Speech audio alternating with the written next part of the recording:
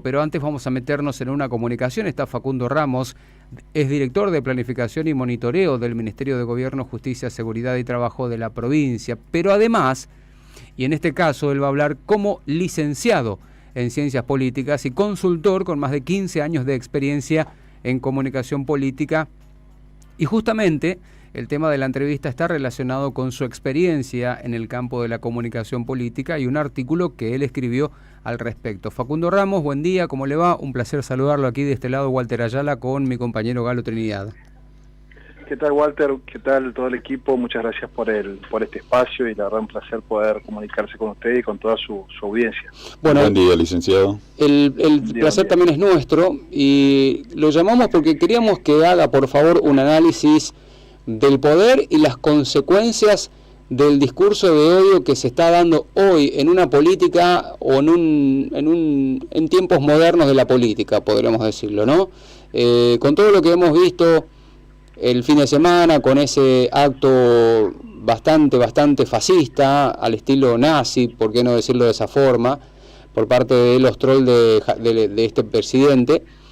Y un poco también lo que está pasando en Formosa, porque también en Formosa tenemos algunos políticos que están empezando a hacer política con el odio, ¿no? Así es, esto pasa no porque en Formosa estemos fuera de lo que es el círculo, de lo que es la comunicación política. En la comunicación política en toda la Argentina y en el mundo, los discursos de odio están tomando mucha fuerza. Quizás reemplazando algunos otros, discursos más deseados, que son aquellos que buscan el consenso y que buscan poder generar acuerdos, no solamente con la sociedad desde los espacios políticos o gubernamentales, sino también entre distintos espacios políticos y gubernamentales para lo que es la gobernabilidad, ¿no? O sea, la gobernabilidad viable se da en un entorno de consenso político. Entonces, los discursos de odio apuntan a destruir un poco esos consensos y a apuntar a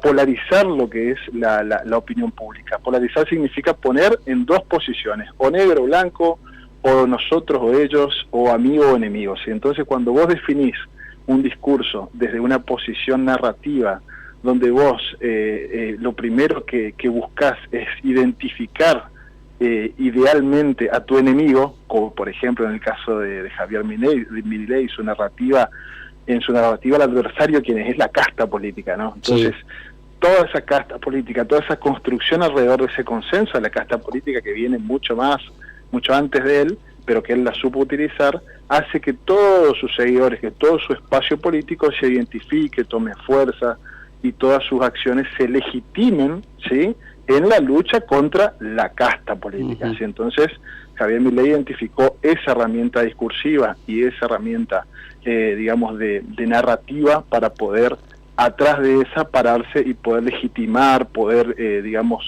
juntar toda su tropa, detrás de esa idea.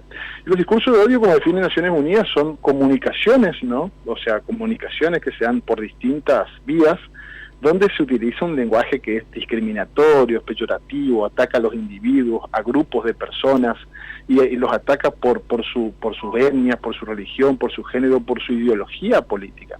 Entonces, cuando hablamos de discurso de odio, hablamos de una herramienta discursiva sumamente fuerte que posiciona a alguien de un lado y a los demás del otro, y entonces, en vez de construir, destruye mediante ataques que van directamente desgastando o limando la imagen de los otros, ¿sí? Ellos, los otros, la casta, los inmigrantes en Estados Unidos, en el caso de Donald Trump. Claro. Y así siempre buscamos un adversario para identificarlo como el enemigo y ahí comenzar a atacar.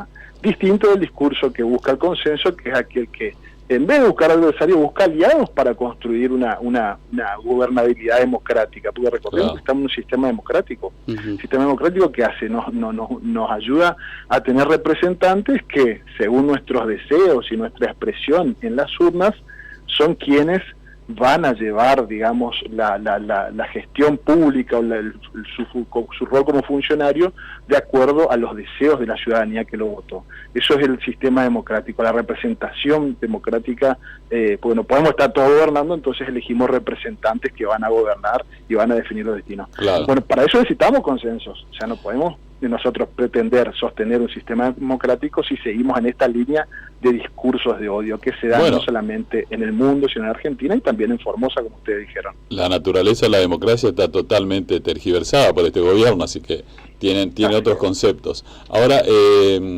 esto, licenciado, teniendo en cuenta que el odio es una herramienta muy eficaz para masificar también ideología y para uniformar a las personas dentro de una misma ideología, esto va en detrimento, por supuesto, de las buenas costumbres y de lo que estamos acostumbrados la mayoría de los seres humanos, que es vivir más en un orden, vivir más en armonía y escuchar de los líderes propuestas más coherentes, ¿no?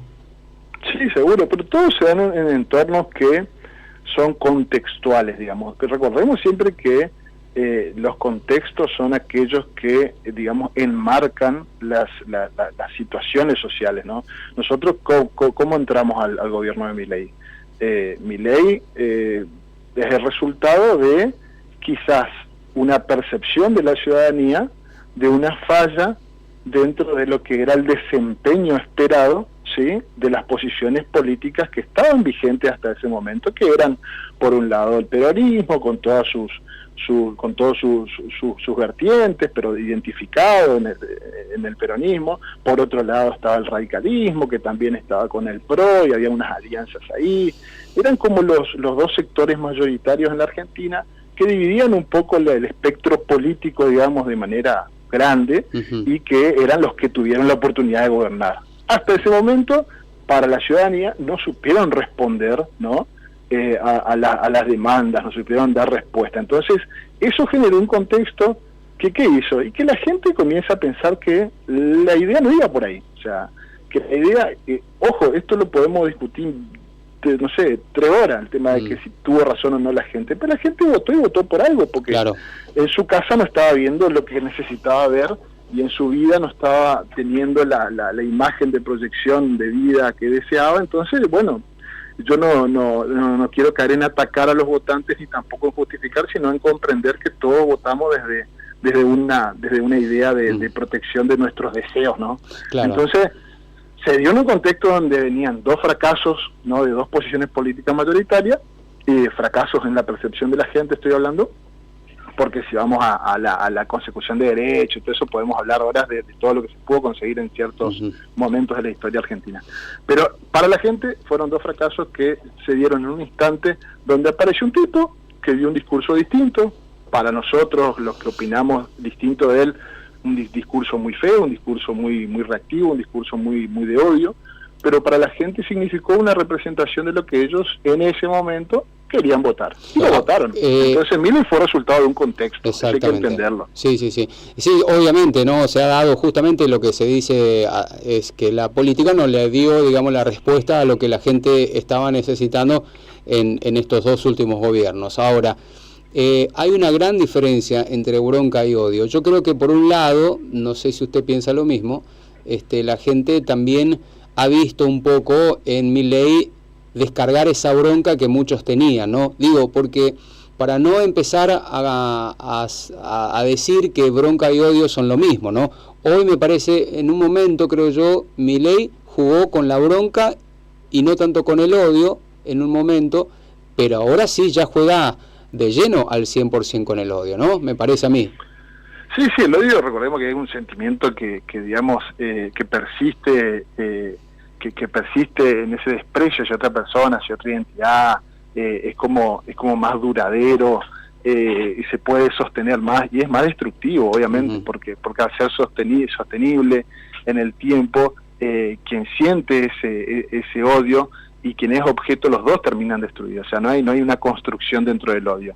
Y los discursos de odio hoy por hoy siempre se hicieron, porque siempre hubo discursos de odio, porque siempre hubo ataques a los opositores, pero recordemos que los discursos de odio han llevado a desastres humanitarios, a desastres sociales muy grandes en el transcurso de nuestra historia, porque tanto el Holocausto no fue casualidad, venía de un discurso de odio hacia unas minorías, muchos genocidios en el mundo se dieron disparados por discursos de odio históricos, ¿sí? Entonces no hay que olvidar que el discurso de odio nunca tiene un buen desenlace, y hoy por hoy encima tenemos una herramienta que potencia esos discursos de odio, que son las redes sociales. Hoy por hoy las redes sociales, algunas más, otras un poco menos, se han convertido en verdaderos, digamos, detonantes de discursos de odio, en verdaderos, digamos, mecanismos de difusión viral de discursos de odios, en donde vos te metés y realmente es difícil no salir salpicado. Digamos, hoy por hoy te metés a opinar en Twitter, a favor o en contra del gobierno, y seguro te atacan. O sea, a favor o en contra, te digan, si votás a favor, te van a atacar todos los que piensan distinto a los demás de Milei, y si hablas en contra, te van a atacar todos los trolls de Milei. Sí. Entonces, hoy por hoy tenemos que comprender también que el discurso de odio se ve totalmente potenciado porque las redes sociales permiten que esto sea algo que duele, digamos, vos enseguida lo recibís por todos los medios, cualquier insulto, cualquier ataque que hay. Como vos bien me dijiste, fíjate lo que es esto, esta puesta en escena, digamos, se hizo hace unos días de estos personajes que componen un poco el espectro de apoyos de Milei, que crearon todo un escenario, como dijiste bien, de un estilo fascista, y donde hablaban del brazo armado, de una línea política, cuestiones que nosotros los argentinos hemos tenido referencias con situaciones históricas muy tristes de la Argentina, hablar de brazos armados, hablar de luchas armadas. Entonces, un poco esa línea discursiva que utiliza Milei no es casual. O sea, ellos se mantienen en esta línea discursiva porque es la que hasta ahora, para la percepción de ellos, le está generando un rédito al posicionarse de un lado de lo que le llamamos nosotros la grieta, o que esta polarización, digamos, de nosotros contra ellos. Entonces ese nosotros de ellos, del lado de Milei, le sigue siendo todavía rentable para seguir potenciando este tipo de discursos que solamente profundizan la polarización. Porque decime quién puede pensar en consenso cuando vos me hablas de inaugurar un brazo armado de una línea política. O sea, no estamos hablando de consenso justamente, no estamos hablando de un espacio de debate, no estamos hablando de nada que contenga, sino que excluye directamente. Ahora, entonces, ¿cuánto tiempo puede durar esto? ¿Cuánto tiempo le puede durar al gobierno oficial este discurso de odio? Mira, el tiempo es un tema totalmente relativo, porque todo se ve también acompañado de resultados que pueda dar la gestión de Milei de acuerdo a su... Porque obviamente yo puedo digamos, tirar muchos insultos en contra de mi oposición política, generando ciertos resultados que a la gente la contengan en su vida diaria. Pero cuando vos no das resultados y cuando tu discurso sigue siendo el mismo y tu discurso lo único que hace es atacar a la oposición y no es propositivo y no tiene mucho espacio temporal si vos no tenés resultados. Entonces todo va a depender de dos cosas, porque hay también una situación. Milei dijo que iba a dar resultados, pero los resultados muchas veces son construidos desde una narrativa, porque él te dice que la inflación bajó, pero ninguno nos podemos enterar de eso. Totalmente. O sea, en nuestra vida diaria. Entonces hay una construcción narrativa, hay una construcción de un mensaje político que se ve también potenciado por las redes sociales, por todo, de que estamos saliendo de la crisis, de que la jubilación le gana en dólares a la inflación, o sea, una locura. Le hace un trabajo psicológico a la gente, claro, ¿cierto? Que uno dice... Pero escuchame, yo voy al súper y realmente no veo eso, o mi abuela que antes compraba todos sus remedios, hoy no los puede comprar y la tengo que ayudar, o un montón de situaciones que hacen que nosotros entendamos, o por lo menos los que tenemos esa situación en la vida diaria, sepamos que no es verdad. Pero hay una construcción desde ellos de realidades que por ahí no son todavía comprobables, pero que los ayudan hasta ahora a sostener este tipo de mensajes. Los mensajes de ellos nunca son a largo plazo y tampoco construyen, porque van destruyendo. O sea, entonces nunca te puede durar mucho un mensaje de odio, porque la destrucción tiene un límite, que es el límite que le da ese destrozo que vos haces de todo un aparato mediático, una construcción social, una construcción discursiva. Entonces es muy difícil que se sostenga en el tiempo, y menos si no tiene resultados, obviamente. Facundo, agradecemos un montón su tiempo, muy amable, le mandamos un fuerte abrazo. No, por favor, gracias a ustedes por el espacio y a disposición total. Gracias, muy amable. Bueno, ahí hablábamos con Facundo Ramos, que es director de Planificación y Monitoreo del Ministerio de Gobierno, Justicia y Seguridad y Trabajo de la provincia, pero en este caso habló con nosotros como licenciado en Ciencias Políticas y consultor, que tiene ya más de 15 años de experiencia y que, bueno, hacía un breve análisis de este discurso del odio que hoy el gobierno está llevando adelante y que con este discurso está manteniendo a su gobierno. Pero es cierto, para que este discurso de odio